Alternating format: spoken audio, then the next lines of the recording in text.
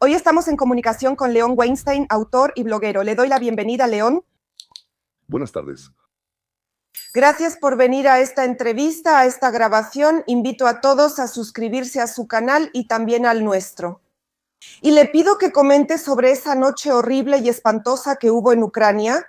No fue la primera ni probablemente la última, pero es terrible ver esto cuando sacan a personas muertas de los escombros, cuando rescatan a personas y están en condiciones muy graves.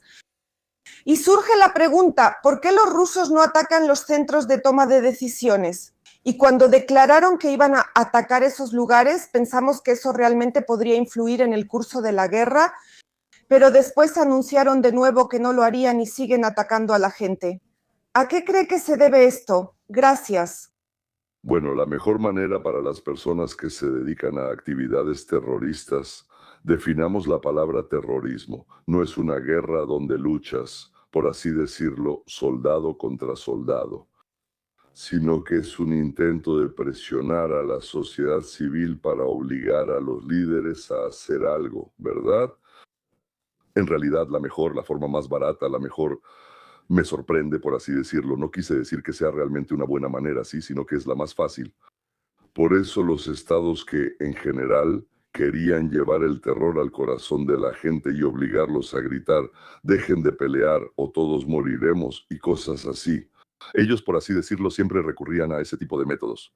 Esperar que alguien allá realmente empiece a cumplir con lo que tenemos en mente, en nuestras filosofías y cosas así, esas liberales, pero liberales en el sentido clásico de la palabra, esas tareas, bueno, absolutamente desde mi punto de vista es tonto e ingenuo, porque cuando las partes pelean, intentan lograr sus objetivos por cualquier medio. O sea, no estamos en la época en la que dos caballeros primero decían, ¿tú por qué dama vas? Por tal, yo creo que ella es la más hermosa y yo creo que esta es la más hermosa. Y entonces, digamos, empezaban un duelo. Entiendo que estoy exagerando un poco, ¿verdad? Pero de todos modos, ¿qué leyes había ahí? Que no se podía golpear con la espada a alguien caído. ¿Qué leyes ni qué nada? Si quieres lograr algo, golpeas con la espada, con un mazo, con un hacha, matas a sus hijos, o simplemente dices que los vas a matar, o te das a ti mismo y cosas por el estilo. Por eso la guerra, a la guerra come a la guerra, no hay nada que hacer en la guerra como en la guerra, como decían los antiguos romanos. Por eso es terrible, sí, pero es normal desde el punto de vista de la lógica de la guerra, por supuesto, y esto va a continuar. Gracias. ¿Pero qué dice Peskov? Hoy dijo que la guerra podría terminar incluso hoy si la URSS se retira de las 4 regiones. ¿Usted qué opina? ¿De verdad cree que si los ucranianos retiraran sus tropas de la región de Donetsk, de eso se trata? Entonces Rusia ya no tendría motivos para pelear ni ahora ni dentro de unos años. O sea, esa es la condición principal, la piedra de tropiezo que provoca que esta guerra continúe. Y si hacemos eso, ¿ya no habría más motivos para pelear? ¿Es así o es de otra manera? Bueno, hay una expresión que dice que el diablo está en los detalles, ¿verdad? Eso es lo que estamos exigiendo. Y en cuanto nos sentamos a firmar los documentos, resulta que sí, eso es lo que exigimos, pero además de eso empieza otra cosa. Ustedes se desarman completamente, no tienen derecho a unirse a bloques, no tienen derecho a tener armas, no tienen derecho a colocar bases extranjeras en su territorio, pero nosotros sí tenemos derecho, tenemos derecho, tenemos derecho. Y entonces ustedes se van y luego nosotros pensaremos si dentro de 2 años queremos volver a empezar esta guerra o no. O sea, sí, estoy absolutamente seguro de que si Ucrania dice, entregamos chicos lo que aún no han capturado, por así decirlo, sí.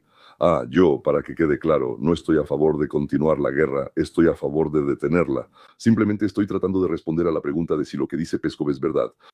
Entonces, de entrada puedo decir que en el momento en que Peskov abre la boca, ya está claro.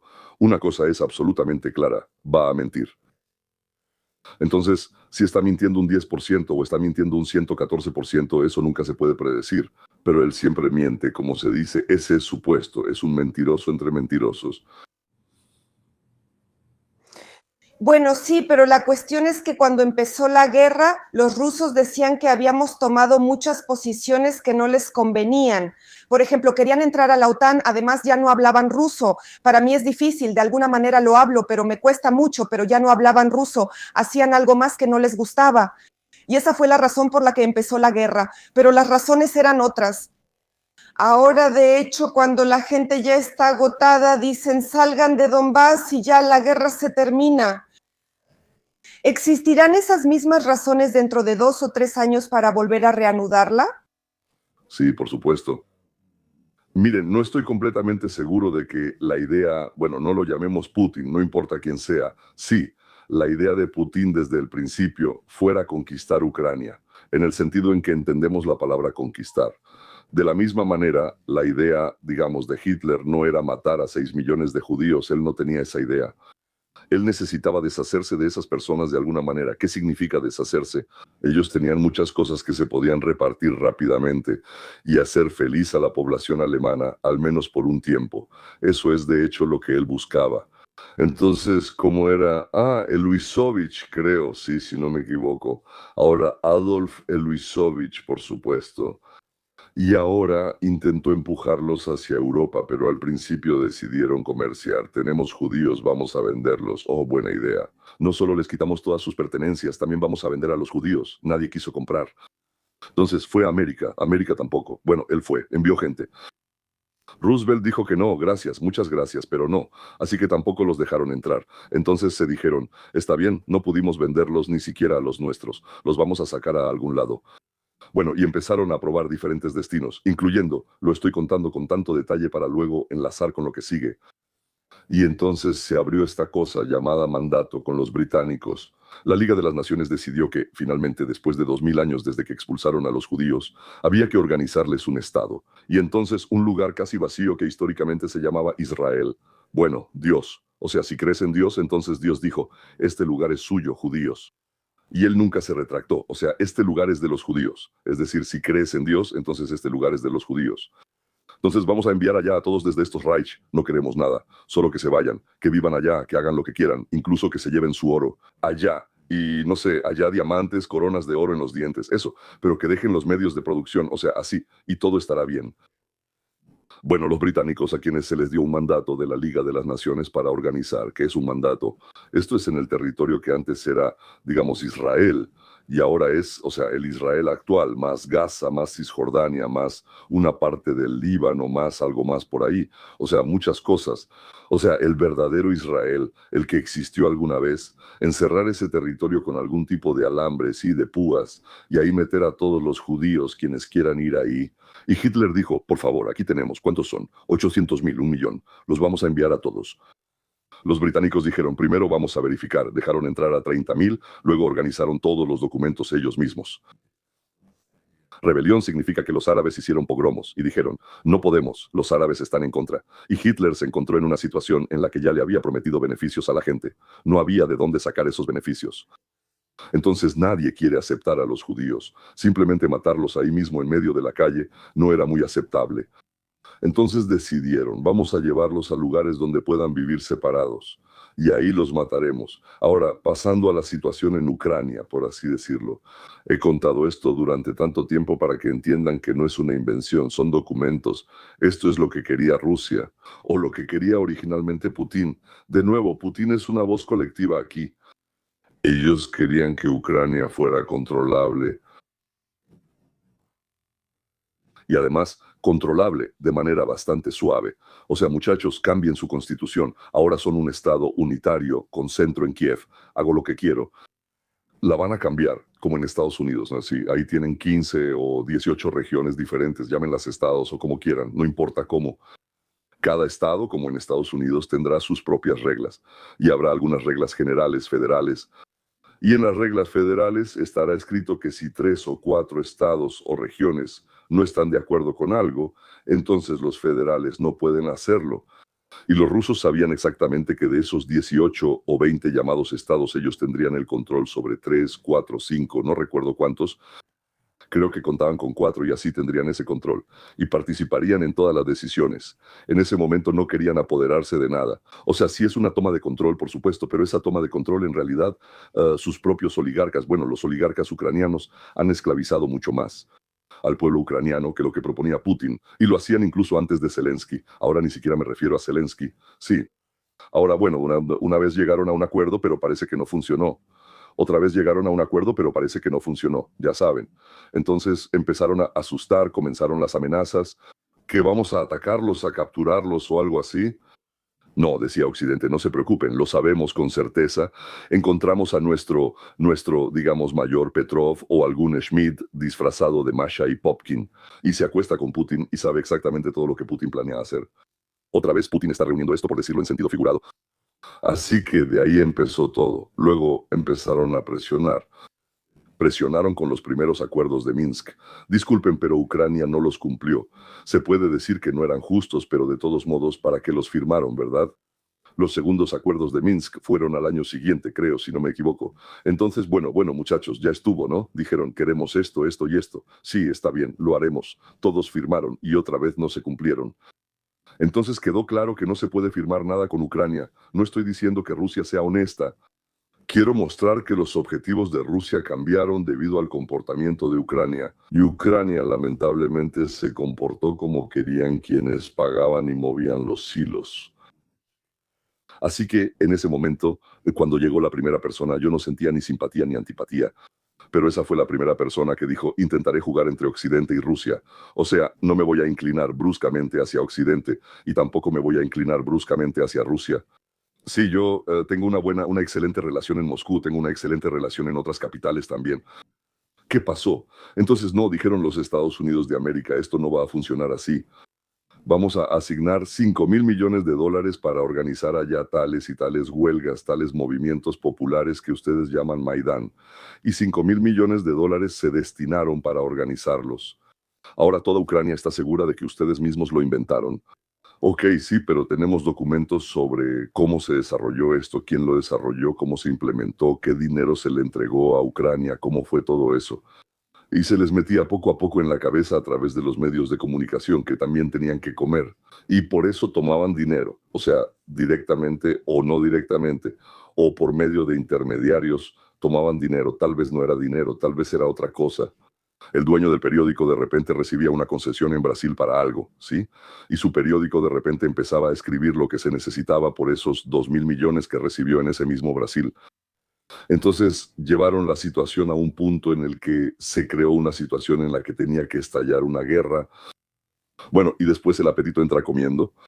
En el 21º día de la guerra, de repente, al darse cuenta de que le habían dado una paliza seria, Putin dijo, está bien, vamos a negociar, vamos a volver a la opción de Minsk II, ¿sí?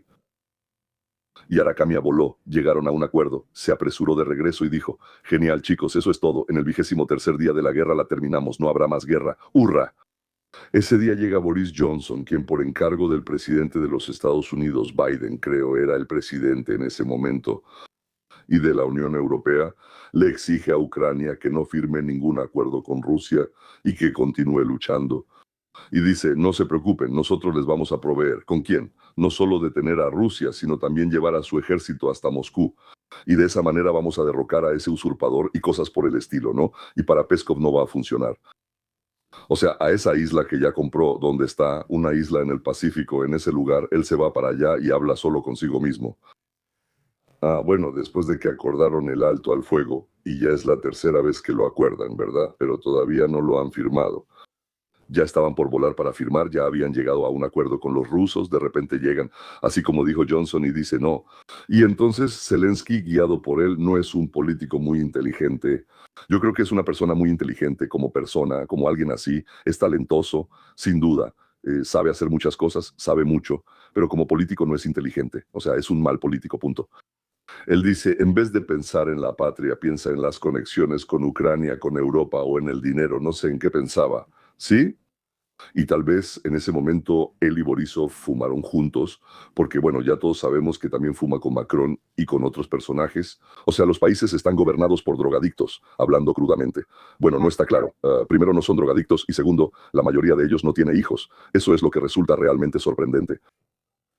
Y eso ya es sumamente extraño, porque en su momento no podías convertirte en líder de un país si no tenías hijos, porque eso significaba que no estabas comprometido, como decimos nosotros, en el futuro. Te da igual el futuro. No tienes ni hijo ni nieto, pero a mí sí me importa mucho. Mi nieto se va a casar, literalmente, en un mes. Sí, o sea, pronto tendré bisnietos. Ya me dijeron con alegría que habrá muchos, que tendré muchos bisnietos. Así es. Saben, yo sí estoy comprometido. Pero ellos no. Entonces, ¿qué les puedo decir? No está bien. pero el pueblo ucraniano espera que podamos sobrevivir como nación. Al menos nosotros creemos en eso. ¿Qué dice nuestro Kirill Budanov? Él dice que una delegación estadounidense pronto debe ir a Rusia, luego vendrá a Ucrania. Los estadounidenses todavía están en proceso de negociaciones y vamos a buscar maneras de establecer la paz. Hoy tuvimos un invitado en el programa que dijo que en Estados Unidos no se habla de que Witkoff o Kushner planeen venir a Ucrania. ¿Y usted qué sabe al respecto? No han habido ninguna información al respecto. Yo, en general, estoy siguiendo el tema.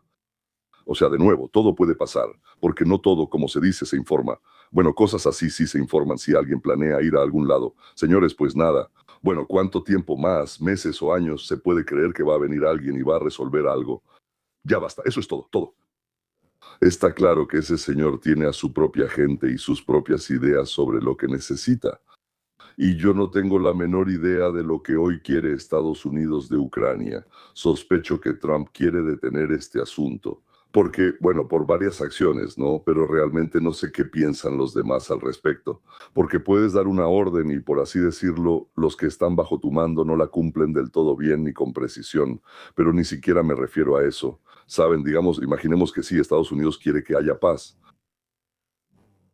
Pero al enfrentarse con el hecho de que ni el liderazgo de Rusia ni el de Ucrania quieren la paz, bueno, salvo que sea absolutamente en sus propios términos, unos dicen, dennos todo lo que queremos y desarmen al ejército.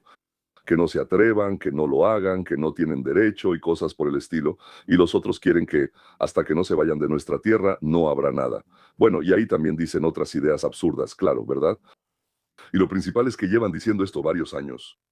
Entonces, si esto no se resuelve, si no hay algún tipo de incentivo o miedo, o incentivo y miedo para un lado e incentivo para el otro, entonces los líderes, otra vez, no estoy hablando de los pueblos. Sí, al pueblo ruso en general nadie le cuenta nada, al ucraniano, bueno, no hay oposición, en el sentido de oposición tampoco nadie les explica qué está pasando.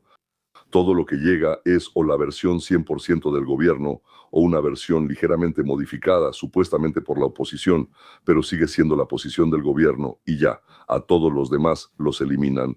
Los eliminaron, los expulsaron, los encerraron, por así decirlo, los torturaron o les advirtieron, si dices la verdad, tus hijos morirán. Sí, en Rusia hubo muertes, a un amigo muy cercano mío lo expulsaron por atreverse a decir alguna verdad y arrojaron a su hijo desde el piso 11, simplemente lo arrojaron. Él tenía 2 hijos y le llamaron para decirle que si no quería que el segundo también fuera arrojado desde ese mismo piso 11 o desde otro, que se callara. Y se cayó. Pues claro que se cayó. Además, lo mismo sucede en Ucrania, según entiendo. Tal vez no arrojan a nadie desde el piso 11, pero pasa otra cosa. La verdad es muy difícil hablar, y si alguien dice que hay que terminar la guerra y aceptar las condiciones que existen ahora, porque puede que no haya mejores, o puede que sí, pero es poco probable. Dicen que esas personas son colaboradoras y que trabajan para las operaciones de información y psicológicas rusas y ya. Desde el gobierno esas son las razones, no hay otras. Pero al mismo tiempo dicen que a Rusia ahora le conviene mucho terminar la guerra, porque según dicen, los gastos militares ya no los pueden costear. Para que les sea conveniente seguir en la guerra, el Kremlin necesita recibir $100 por cada barril durante un año. O sea, van a vender el petróleo justamente a esos precios, y entonces tendrán crecimiento económico y podrán permitirse seguir en la guerra. Ahora todo indica que les conviene terminar la guerra. ¿Qué opina usted? Yo diría que eso otra vez viene de la misma fuente, lo están engañando, para que usted piense que va a venir un tío, en este caso que a Rusia se le va a acabar el dinero y va a hacer algo, y por eso, bueno, otros 20, 40, 60 mil de sus muchachos van a morir, pero así tendremos mejores condiciones para negociar. Entonces, sabe, no me gusta mucho cuando me dicen eso porque empiezo de inmediato a revisar los números. ¿Sí? Sí, Rusia está en una situación difícil en cierto sentido. ¿Se siente eso en Moscú? ¿Se siente eso en Moscú y en San Petersburgo? No. No. Ellos no sienten la guerra en Ucrania de ninguna manera. ¿Y por qué no los movilizan? ¿O por qué no sienten la guerra? Porque eso está pasando en algún lugar lejano. Pues incluso cuando vuelan, ¿sabe? Una vez un misil cayó más cerca, sí, boom, cayó.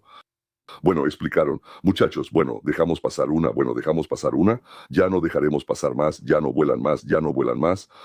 O sea, los que están sentados, los que van a cafés, restaurantes, saunas y todo lo demás, los moscovitas, que en realidad son los que deciden todo. Bueno, y lo segundo, digamos, es que Putin tiene su base en Peter, por eso en Leningrado, en el antiguo Leningrado, no en San Petersburgo, también deciden algo, sí, o sea, se le puede ejercer presión, transmitir la información y cosas así, presión, digamos, y opinión. Y allá también todo está muy bien. Yo siempre hablo con gente de allá y para allá y ellos dicen, ¿qué guerra? ¿De qué estás hablando? Bueno, sí, allá nos subió un 10%, un 15% porque lo conseguimos a través de Turquía o de China, pero en realidad la vida no ha cambiado en absoluto. O sea, para esa gente el pueblo nunca decide nada, para esa gente que supuestamente decide algo, pero en realidad no decide nada. Nada ha cambiado, nada ha cambiado, nada va a cambiar en el futuro cercano. Y entonces, Pues ellos no sienten la guerra de ninguna manera, la gente muere, pero la guerra no se siente tan fuerte. Aunque estos analistas dicen que cuando hablaban del plazo, que la guerra debía terminar a principios de junio en Ucrania, de esto se habló incluso en Anchorage cuando se reunieron Trump y Putin, y estos analistas contaban con que se formaría un acuerdo de paz y que ambas partes lo firmarían, por eso se hacía ese cálculo. Pues la situación no salió como se planeaba por alguna razón, pero no dicen por qué. Y parece que estas dificultades son bastante pesadas para el presupuesto ruso, tal vez no para la gente, pero sí es difícil para el presupuesto. Para el PIB, esto deja su huella en el PIB y para la economía tiene un impacto muy negativo. En esta tendencia no lo ven ni lo escuchan. no entiendo nada, la verdad. Mire, el barril de petróleo es la principal fuente de ingresos, el petróleo y el gas, sí, para Rusia. El barril de petróleo costaba $65. Desde el momento en que nosotros, Estados Unidos, nos metimos en el Golfo y empezamos, por así decirlo, la historia en Líbano, ya han pasado, ¿cuánto? Más de 2 meses, ¿no? Y subió a más de 100 más. Es decir, en otras palabras, si Rusia antes recibía de ese barril, después de todos los gastos, incluidos los gastos militares, les quedaban $5, ¿verdad? Por barril, ahora les quedan $5. Es decir, los mismos gastos se mantuvieron, pero los ingresos aumentaron, sí. O sea, y hay menos sanciones, si entiendo bien. Hay menos sanciones y más oportunidades para comerciar. ¿Menos sanciones? Ah, bueno, en el sentido de que se les permitió comerciar. Bueno, sí, no es que haya menos sanciones, sino que en realidad lo que antes hacían en secreto ahora lo pueden hacer abiertamente. Y antes perdían como 15 o $20 por barril porque tenían que evadir esas sanciones. Ahora ya no los pierden y tienes toda la razón, sí, no hay nada más, así son las matemáticas. Entonces, 50 limpios, 5 normales y además 15 más sí, esos son $70 por barril. Ahora resulta que en vez de 5, bueno, ¿en qué sentido tienen suficiente dinero? Sí, hice un gran programa sobre ese tema. Ahí hablé durante 35 minutos sobre que Rusia está en una mala situación, por así decirlo, que su situación económica ha empeorado. Por supuesto, tienen una mala situación económica, sí, pero para la guerra sí tienen dinero. Y mientras Moscú y San Petersburgo no estén mal, Oja. nada va a cambiar porque a todos les vale, por así decirlo, desde que Prigozhin marchó hacia Moscú. En Moscú se dieron cuenta de que hay que mantener las periferias con mano de hierro, sí. Bueno, eso es porque, por así decirlo, los dejaron ir y sí, les da igual lo que les pase. Pero ahí tienes, por así decirlo, ¿por qué fue? Lo entiendo, pero ¿por qué se detuvo? No lo sé. Pero hicieron algo y lo detuvieron. Bueno, pero no importa, eso mostró que la periferia está muy descontenta, así que vamos a hacer que rueden cabezas. Bueno, como en Irán sí, la gente salió descontenta. De 35 a 42,000 personas simplemente fueron fusiladas a quemarropa durante las manifestaciones y ya, y todo terminó. Rusia hace exactamente lo mismo, solo que no se nota tanto. Por eso ese discurso de que Rusia, ¿para qué sirve? Eso lo dice su propio gobierno para convencer a su pueblo de que vamos a aguantar. Pues no van a aguantar. Ese aguante son al menos 20,000 jóvenes al mes. 20,000 jóvenes cada mes. Bueno, ¿qué le puedo decir? Sí, si alguien tiene una muy mala opinión de Ucrania, dice, qué bien, mientras más tiempo peleen, menos de ustedes quedarán. Quien tiene una buena opinión de Ucrania dice, chicos, ¿están locos o qué? No les va a quedar nadie, ni su cultura les va a quedar. Porque cuando ya no les queden jóvenes, los van a someter con las manos desnudas. Y dicen que Rusia se está debilitando, que ya no puede pelear tan eficazmente como antes. Ahora, en el campo de batalla, el ejército ucraniano tiene, una ventaja para Ucrania. Ellos están ganando, es decir, están capturando menos territorio que antes, y este mes han ocupado la menor cantidad de territorio desde principios del 2023. Y en este contexto hay que entender, nuestras autoridades dicen que hay una perspectiva de terminar la guerra para noviembre. O sea, por alguna razón hay que esperar hasta noviembre. Todo esto está pasando ahora, pero hay que esperar hasta noviembre y luego, antes del invierno, sentarse a la mesa de negociaciones. ¿Por qué están llevando esto hasta noviembre? ¿Qué piensan ustedes? Porque las elecciones en los Estados Unidos son en noviembre, porque ellos, su dirigencia, la dirigencia ucraniana, ellos están atados a las finanzas, a los crímenes. Y lo que es aún más importante, el alcalde, por así decirlo, está atado de sangre y está involucrado en esquemas criminales con el Partido Demócrata, no con el partido en sí, sino con los líderes del Partido Demócrata de los Estados Unidos de América. Y cuando Trump llegó al poder fue un horror, porque empezaron a esconder, quemar, eliminar y cosas así todos los documentos y todas las pruebas. Y si los demócratas recuperan la Cámara Baja del Congreso, y aquí de casi 50 no, en los últimos 50 años ha habido 20, 25 elecciones, cada 2 años hay elecciones al Congreso. Bueno, no se renueva todo el Congreso, sino, por así decirlo, parcialmente. Así que, cada 4 años es completo, pero normalmente es aproximadamente la mitad. Así es. De esas 25 elecciones, en 23 ocasiones el partido del presidente recién elegido perdía 2 años después. Porque la gente se echaba para atrás y decía, oh, está haciendo algo que no me gusta, a ver, vamos a elegir rápido a estos muchachos, ellos lo van a controlar, sí. Solo 2 veces en toda esta historia pasó lo contrario, y hubo razones completamente objetivas para eso. Por ejemplo, cuando atacaron a Bush, hijo, sí, atacaron, destruyeron las Torres Gemelas, la gente se unió y dijo, no queremos cambiar ningún gobierno, queremos que golpeemos con puño de hierro a Afganistán.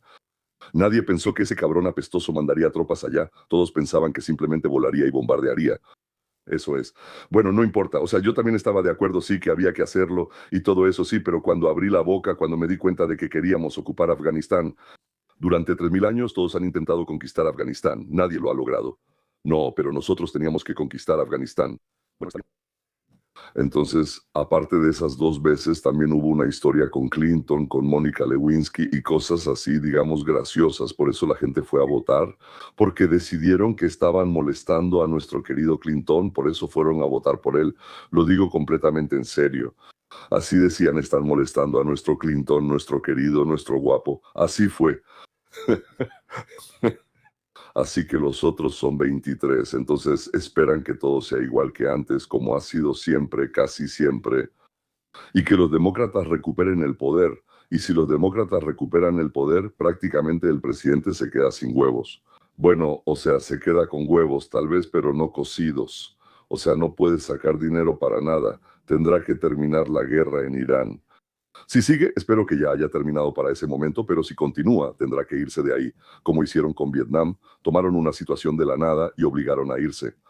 De la nada. Nadie estaba perdiendo nada ahí frente a la Unión Soviética. No. Dijeron que ya no habría más financiamiento. Bueno, si no hay, llegó el momento, hay que irse. Entonces, porque los demócratas estaban luchando contra Nixon. Bueno, por eso hicieron eso. Ahora, entonces lo mismo puede pasar aquí. Por eso dicen que hay que esperar hasta noviembre. ¿Cuánto nos queda? Ya no nos queda mucho. Entonces está el mes de junio, el mes de julio, el mes de agosto, el mes de septiembre, octubre.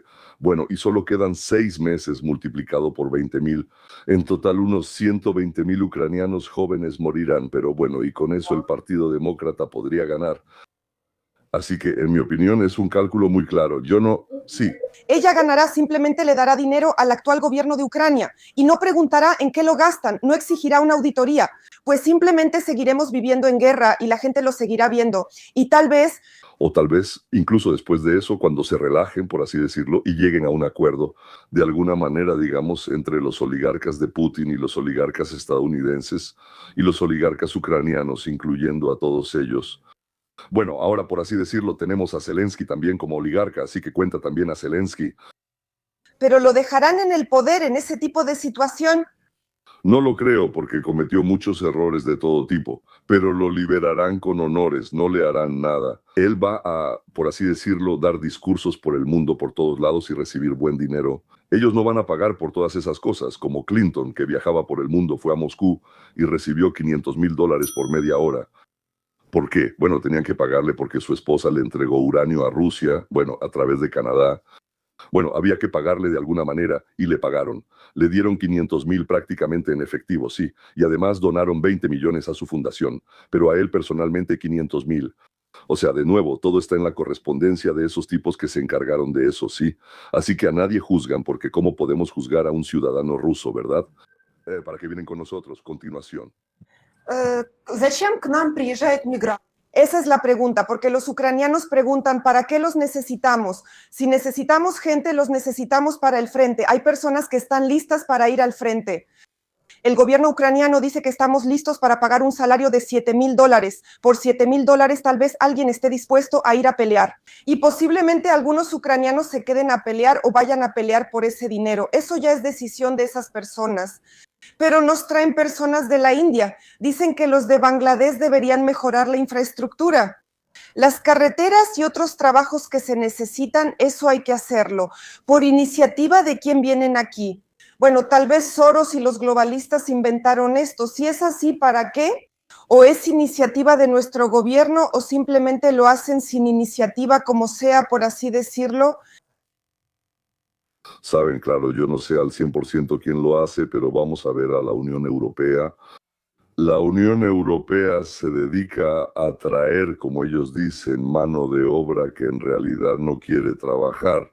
Ni ellos mismos, ni sus hijos, ni sus nietos quieren trabajar ni piensan hacerlo. Ellos consideran que en su mayoría son personas de orientación islámica. Y ellos creen que fue Alá quien los trajo aquí para que los europeos tontos los mantuvieran. Y no entienden por qué deberían trabajar, porque Alá no los trajo aquí para eso. Entonces, para ir a la guerra por ese dinero, bueno, tal vez algunos de África sí vayan, solo que no entiendo muy bien. ¿De verdad Ucrania está dispuesta a luchar con fuerzas de mercenarios y destruir sus propias ciudades? Porque las ciudades se van a destruir más, más y más. La infraestructura se va a destruir y la gente va a morir, mujeres, niños, quien sea. ¿Para qué? ¿Para seguir con la guerra? Pero si se juntan muchos, hoy en Londres ya ni siquiera lo llaman Londres, lo llaman Landistán, ¿no? Es una broma. Hay más mezquitas en Londres, una vez más. En Londres hay más mezquitas que en Arabia Saudita. En Londres hay más mezquitas que en Arabia Saudita. Puedes comprobarlo. Ah, espero estar dándote los números correctos. Aquí tienes. Creo que de verdad puede ser así, supongo que sí. Bueno, claro que puede ser, porque en Londres las mezquitas no solo se usan para rezar, sino también para educar correctamente, para sustituir las leyes londinenses, es decir, las leyes europeas por la Sharia, para reclutar gente, para muchas cosas, por así decirlo. Ya no es una iglesia, por así decirlo, no es un lugar para rezar, es un lugar donde pasan muchas cosas. Ahora, para ellos, cada mezquita es lo que en Estados Unidos llamamos un centro comunitario. O sea, un centro comunitario que tiene toda una serie de funciones que cumple para el grupo de personas al que sirve, ya sea geográficamente o de otra manera. Por ejemplo, en Londres y en toda Europa construyeron una enorme cantidad de estos centros comunitarios. Además, compraban terrenos bastante grandes, los cercaban con enormes vallas, así que no se podía entrar ahí. Y ahí se dedicaban y se dedican a muchas cosas que no conocemos y la policía no tiene derecho a entrar ahí por varias razones. Digamos, en Londres el alcalde es islamista, él mismo es musulmán, es islamista y prohíbe a la policía entrar a los recintos de las mezquitas. Todo lo que sucede en las mezquitas es jurisdicción de las mezquitas. Es decir, existen dos sistemas legales en paralelo. En un gran país que trajo la Carta Magna y cosas así, sí, eso es prácticamente democracia. Aunque la democracia moderna no me gusta mucho, pero al menos fue una gran corrección a lo que había antes. ¿Y para qué les traen a estas personas? En primer lugar, porque hay algún tipo de acuerdo entre los de arriba. No sé si alguien como Zelensky recibe algo personalmente por esto, o si alguien más recibe algo por ello, o si se hace algo para que si tú sueltas a alguien, entonces te haremos algo a cambio. ¿Para qué necesita esto Europa? Ellos por alguna razón, bueno, ¿por qué los alemanes hacían esto? Ellos, digamos, intentaban sacar provecho, bueno, Merkel, por ejemplo, ¿no? Ella intentaba llenar el país con una gran cantidad de votantes potenciales, pero estos no entienden nada de democracia, no entienden nada del principio del capitalismo y demás, y demás. O sea, ella intentaba crear una RDA de toda Alemania con la ayuda de los votos de estas personas. Y además, como decía Karl Marx, para luchar contra los capitalistas hay que sacarles la sangre de las venas. ¿Y qué es la sangre en el capitalismo? Es el dinero. Entonces, cuando una persona tiene mucho dinero, puede, después de terminar de trabajar el viernes, pasar el sábado y el domingo pensando en algo, leyendo algo, llamando a algo, estando en desacuerdo con algo. Pero si cada segundo de su tiempo está pensando en cómo sobrevivir, entonces no va a impedir que los jefes lleven a cabo la política que ellos quieren. Y esa es la idea principal, destruir la clase media. Esa es la idea, destruir la clase media. Eso es lo que están haciendo tanto en Estados Unidos como en Europa y ahora, como usted me dijo, también en su país. Esto se hace de tal manera que, para que sea más evidente, se carga a la población con una enorme cantidad de gastos que no pueden manejar por sí mismos sin perder hasta la última gota de sangre. Gracias. Entonces, ¿nuestras autoridades reciben algún tipo de privilegio por esto? Bueno, por ejemplo, ¿reciben dinero, mejores condiciones? No es simplemente que, por ejemplo, la Unión Europea le diga a Zelensky que acepte migrantes y él diga, está bien lo que ustedes digan. Probablemente le ofrecen algo a cambio que le conviene y por eso vienen aquí. Un incentivo, sí, existe algún tipo de incentivo. O sea, sí, no hay látigo. Bueno, el látigo es como, si no haces lo que queremos, eso no se dice, también se insinúa, sí, entonces nosotros tampoco haremos lo que tú quieres. Sí, eso es el látigo. Y el incentivo es como algún tipo de recompensa que, digamos, personalmente o en Ucrania es muy posible. Sí, porque en gran medida el destino de Ucrania, desde el punto de vista de Zelensky, está ligado a su... Porque si Ucrania es capturada, entonces a él, como se dice, o tiene que huir, o lo ejecutan, o tal vez lo encierren en una jaula o algo así. Además, entonces, donde su destino coincide con el destino de Ucrania, pues por así decirlo, él hace todas las acciones necesarias para salvar su pellejo junto con Ucrania, y donde no coincide, pues no coincide. Y tú preguntabas, ¿por qué los ucranianos, para qué los ucranianos deberían aceptar refugiados que están dispuestos a ir a la guerra solo para no morir ellos mismos mientras la infraestructura se está derrumbando? La gente lo entiende y la gente quiere que la guerra termine, pero no tienen suficiente influencia sobre el poder.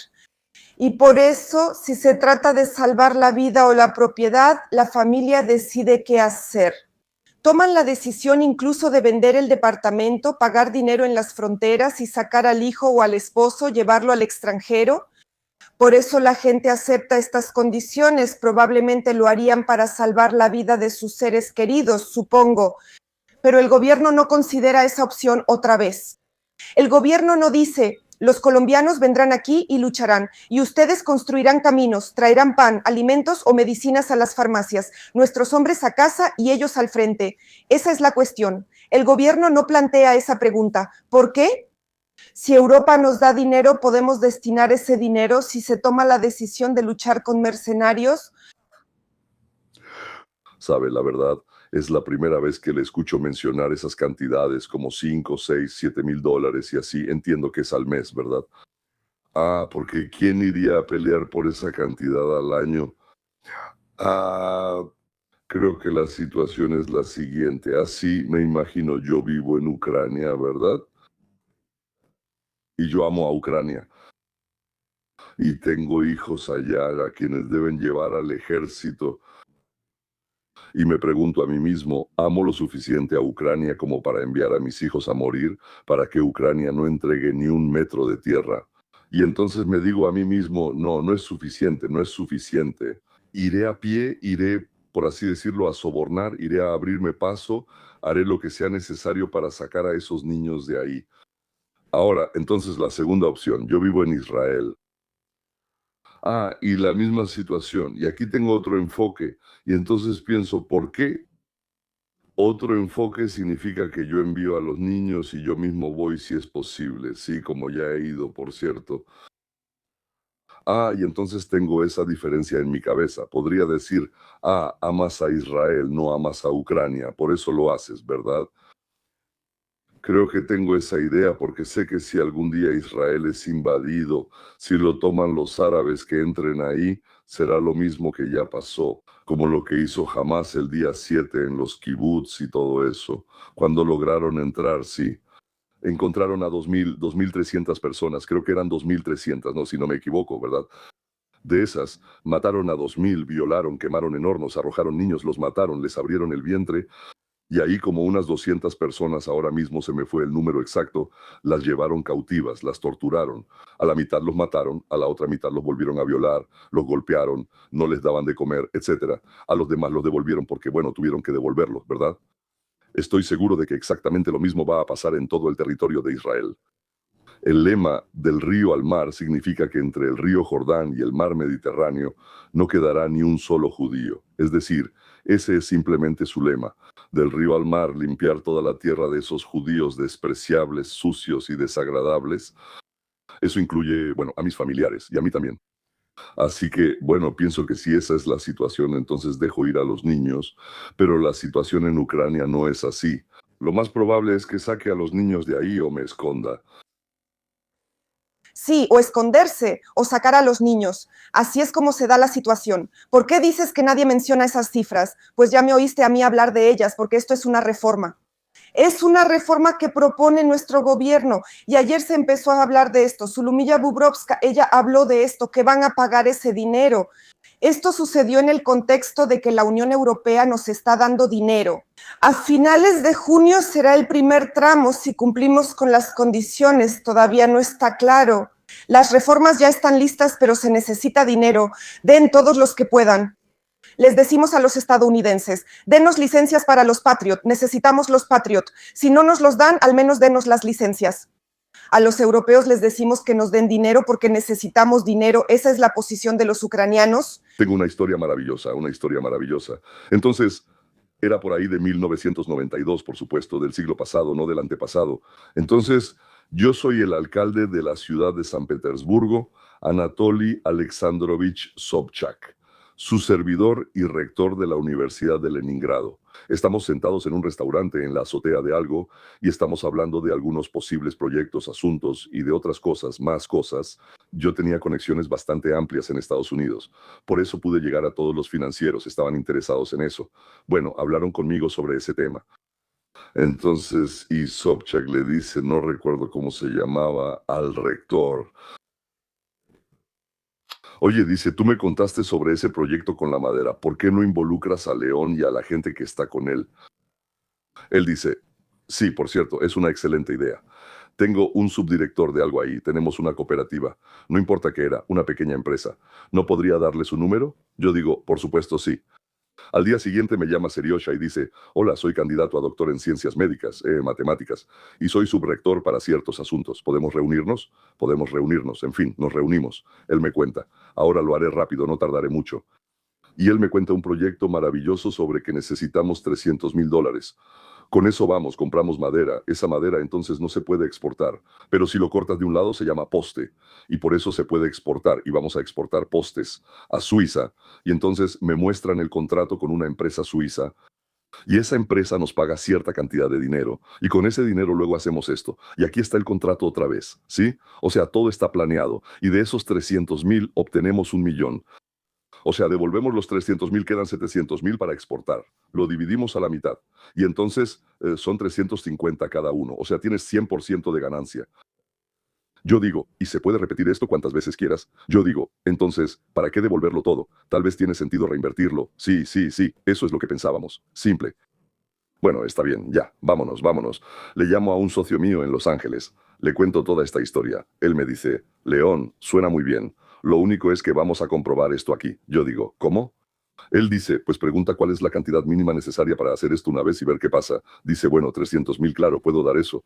Pero aún así, bueno, llamo a Seriocha, Seriocha. Le digo, Seriocha, doctor en matemáticas, vicerrector. Le digo, ¿y la mínima? Él también me dice, sí, 45,000. Le digo, ¿y qué son 45,000? Él dice, ahora se puede comprar un vagón de cerveza en Francia, revenderlo, y aquí dice, tenemos el derecho de venderlo sin impuestos.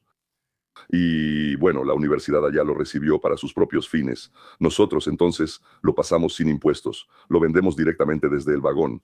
Recibimos el efectivo, digamos 300,000, eso es lo que necesitamos. Lo llevamos, lo hacemos, eso es todo. En general, eso es todo.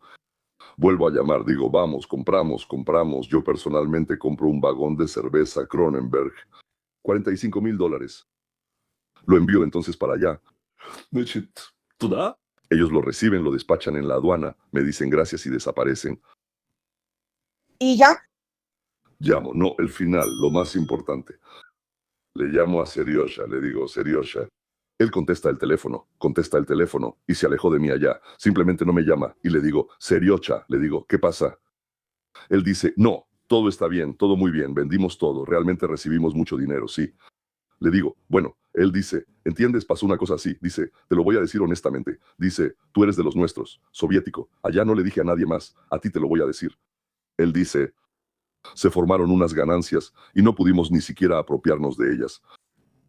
Él dijo otra palabra. Aquí está. Yo digo, ¿en qué sentido? Él dice, bueno, apareció el dinero. Dice, y los chicos dijeron, ¿dónde los vas a invertir? Mejor los tomamos de inmediato. Los tomamos. esto es para que respondan, ¿por qué? ¿Por qué no nos dan licencias ni dinero para Patriota? No, les diré la verdad, recibimos ese dinero de la universidad, es decir, ellos lo tomaron y luego la universidad nos devolvió ese dinero. Todos los contratos estaban ahí con los estadounidenses. En ese tribunal fue difícil. Sí, les dijimos, muchachos, habrá un tribunal internacional. No es solo porque necesitamos esos 45,000, sino porque es indignante. Entonces nos los devolvieron, los transfirieron, todo lo devolvieron, la universidad transfirió, el rector llamó, se disculpó, ahí por así decirlo, Sobchak llamó, se disculpó, o sea, todo bien. Entonces, bueno, pues las abuelitas se organizaron, pero los muchachos dijeron, ¿cómo lo vamos a soltar? Eso. ¿Y usted cree que si esto lo organiza nuestro gobierno será lo mismo? Yo creo que en Ucrania es lo mismo, les mandan dinero a ellos. Sí, y ellos dicen, vamos a hacer como que contratamos a 1,000 africanos, pero en realidad solo contratamos a 2, y los mostramos en la tele diciendo que son 1,000. Por cierto, yo también tengo una historia sobre eso. Tenía como 7 u 8 años, iba caminando por la calle en Leningrado, donde vivía, y de repente, ya acercándome a la casa, de pronto se me acerca, bueno, probablemente tenía más, como 10 años ya tenía mi pañuelo de pionero. Se me acerca una mujer y me dice, niño, ¿tienes 10 minutos? Le digo, sí, tengo. Ella me dice, ¿puedes hacerme un favor? Necesito tomarte una foto. Le digo, sí, claro, soy un pionero, ¿verdad? Sí. Ella me toma de la mano físicamente, me lleva cruzando la calle y ahí está la casa de los periodistas de Leningrado. Me sienta en una silla. De inmediato aparecen unos fotógrafos, me toman fotos, dándome un acordeón en las manos. Entonces ellos me sientan, me dan un acordeón y yo, bueno, estoy sentado, soy un pionero, ¿verdad? Sí, me dicen, sonríe, cosas así, me toman fotos y ya. Ahí es donde todo termina. Pasan 10 años. Yo tenía como 20, bueno, no, creo que 17, ¿verdad? Estoy en la pista de baile, me acerco a una chica y la invito a bailar y ella me dice, de algún lado te conozco. Le digo, nunca nos hemos visto, ¿verdad? Ella dice, no, seguro, espera. Y ella, la chica tenía buena memoria para las caras, yo en ese entonces no sabía distinguirlas. Ella dice, tu retrato está colgado en la casa de los periodistas, justo en el centro, desde hace como 10 años, dice ella. Yo era una niña pequeña, mi mamá me llevaba ahí, por eso me acordé, porque todos los días pasaba junto a tu retrato. Y ahí está escrito debajo, ahí estás tú con el acordeón, y dice, en nuestro círculo de acordeonistas hay 20 personas.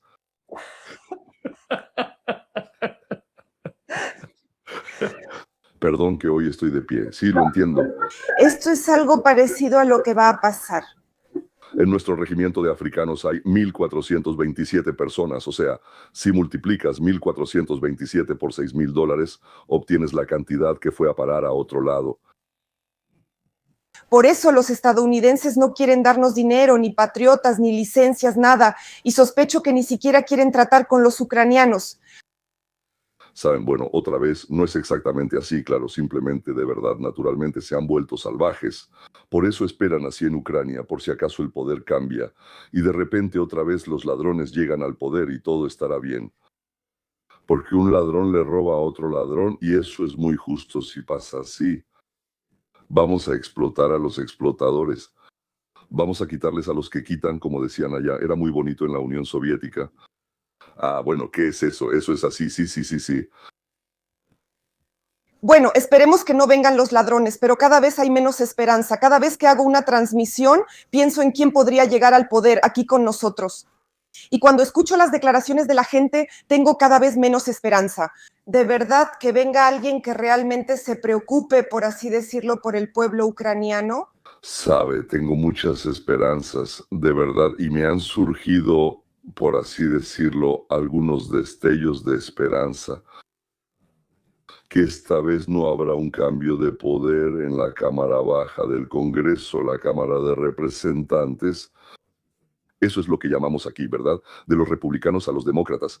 ¿Que se quedarán los republicanos? Tal vez otra vez con una ventaja muy pequeña, pero de todos modos se quedarán los republicanos, lo cual al menos necesitamos, como máximo, sería mejor tener una ventaja de 10 o 15, pero si alguien se enferma, si alguien se va, si pasa algo más, así al menos tienes seguridad en eso. Pero creo que se quedará, espero que la Cámara de Representantes siga siendo de los republicanos, o sea, Trump al menos podrá seguir cumpliendo con su objetivo. Y entonces en noviembre él tendrá, o sea, en diciembre, por así decirlo, sí, significativamente más. O sea, esa esperanza ya se irá entonces y realmente les va a pegar fuerte a Zelensky y a los que están con él. No sé exactamente quiénes son esos, pero pienso que pueden nombrar a todo su gabinete anterior y al actual. Disculpa, no estoy del todo seguro de que Budanov sea mejor que Shmudanov. Eso es, aunque no hay pruebas, aparte de que había muchos rumores de que Budanov enviaba tanques a África, de dónde los sacaba no lo sé. Otra vez no puedo hablar, No, creo que no. no puedo garantizarlo, pero todo el tiempo que él estuvo en inteligencia siempre se decía que Budanov era el que enviaba tanques a África, algo secreto, ok. Ok, ok. Por eso hay esperanza. Hay esperanza en Trump, gracias. Sí, hay esperanzas puestas en Trump en que presione con dureza. Y yo creo que lo que están haciendo es que intentan convencerlos, ellos, el liderazgo de Ucrania, a ustedes, el pueblo ucraniano, intentan convencerlos de que solo falta un poco más y todo estará bien. Se les acabará ese entusiasmo en noviembre, en el mes de noviembre, si los republicanos llegan al poder, y entonces entenderán que todavía les quedan 2 años y no 3 o 4 meses. Y aún así empezarán a pensar que, tal vez, para que no los cuelguen por completo cuando todo esto termine, intentemos al menos tratar de llegar a un acuerdo y hacer la paz. Y entonces al menos tendremos a una de las dos partes que quiere llevar el asunto a un acuerdo pacífico, sin que Rusia se retire completamente de ahí y cosas así, de todos los territorios ucranianos. No se irá por sí sola. Gracias por esta conversación. Invito a nuestros espectadores a suscribirse a su canal, al nuestro. Gracias por estar con nosotros hoy, por los likes, por los comentarios, por todo. Muchas gracias. Hasta la próxima. Adiós, Tania, editor.